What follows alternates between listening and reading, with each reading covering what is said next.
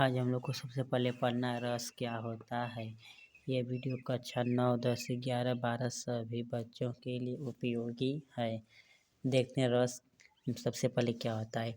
तो रस का अर्थ होता है आनंद। रस का अर्थ होता है आनंद, अर्थात किसी काव्य या कविता को पढ़कर या सुनने से जिस शब्द के आनंद की अनुभूति होती है तो इसे रस कहते हैं।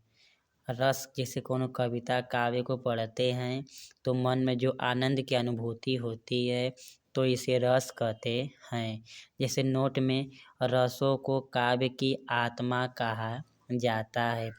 जो रस होते हैं इन्हें काव्य की आत्मा कहा जाता है। आगे देखते हैं कुल रसों की संख्या। जो टोटल कुल रसों की संख्या होती है कुल 11 होती है। जो कुल रस होते हैं यह कुल 11 प्रकार के होते हैं तथा भरत मुनि के अनुसार कुल रसों की संख्या 8 होती है। आप देखते हैं श्रृंगार रस जो होता है यह रसराज या रसपति कहा जाता है। श्रृंगार रस को रसराज या रसपति कहते हैं। देखते हैं रस जो होते हैं 4 प्रकार के होते हैं: अस्थाई भाव, विभाव, अनुभाव एवं संचारी भाव। अब देखते हैं नंबर 1 हास्य रस किसे कहते हैं। तो जब किसी कविता या काव्य को पढ़कर हमारे मन में जो हंसी का भाव उत्पन्न होता है तो इसे हास्य रस कहते हैं। जैसे नोट में हंसी का भाव प्रकट कराने वाले शब्दों को हास्य रस कहते हैं। जैसे हाथी जैसा देह, गेंडे जैसा चाल, तरबूजे सी खोपड़ी, खरबूजे जैसा गाल। इसमें हंसी के भाव उत्पन्न हुई कि हाथी जैसा देह होगा और गेंडे जैसी चाल, तरबूजे जैसी खोपड़ी, खरबूजे जैसा गाल। हंसी का भाव उत्पन्न हो रहा है जिसे हास्य रस कहते हैं। दूसरा देखते हैं बंदर ने कहा बंदरिया से, चलो नहाए गंगा, बच्चों को छोड़ो घर में, होने दो हुड़दंगा। क्या बंदर बंदरिया से कहता है? नहीं। तो ये एक भाव होता है तो जिसमें हंसी का भाव उत्पन्न हो उसे हास्य रस कहते हैं। दूसरा देखते हैं करुण रस किसे कहते हैं। तो करुण रस का स्थायी भाव शोक होता है या दुख होता है। अर्थात जब किसी व्यक्ति के आकार और आकृति को देखकर हमारे मन में जो दुख का भाव उत्पन्न होता है तो इसे करुण रस कहते हैं। या दुख होता है तो इसे करुण रस कहते हैं। जैसे देखते हैं हे खग मृग हे मधुकर श्रेणी, तुम देखी सीता मृग नयनी।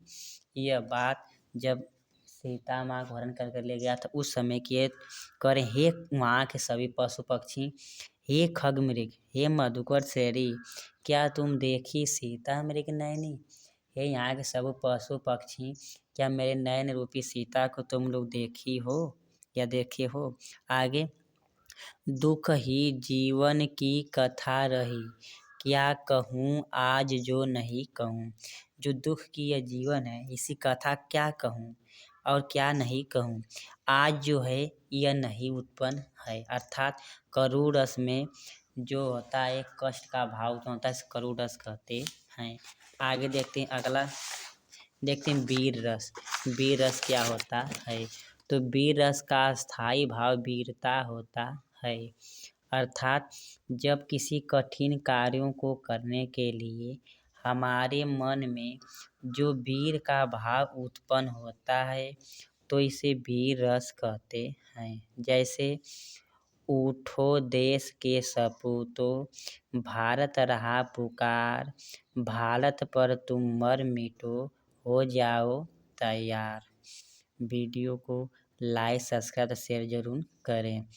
आगे देखते हैं श्रृंगार रस। जैसे वीरता का, जहाँ पर किसी कठिन कार्य को करने के लिए हम लोग के मन में जो वीरता का भाव होता है उसे क्या कहते हैं वीर रस कहते हैं। आगे देखते हैं श्रृंगार रस। जहाँ श्रृंगार रस का स्थायी भाव रति या प्रेम होता है। रति या प्रेम होता है। श्रृंगार रस जो होते हैं 2 प्रकार के होते हैं। नंबर 1 संयोग रस और दूसरा वियोग रस। तो संयोग रस वह रस होता है जहाँ पर नायक और नायिका के मिलन का अभाव हो, तो इसे संयोग रस कहते हैं। और दूसरा वियोग रस, जहाँ पर नायक और नायिका के बिछड़ाव का उत्पन्न हो, तो इसे वियोग रस कहते हैं। वीडियो को लाइक सब्सक्राइब और शेयर जरूर करें। यह वीडियो कक्षा 9, 10, 11, 12 तथा ऑल एग्जाम के लिए उपयोगी है। अपने मित्रों के साथ शेयर जरूर करें। वीडियो अच्छा लगा हो तो सब्सक्राइब जरूर करें। धन्यवाद।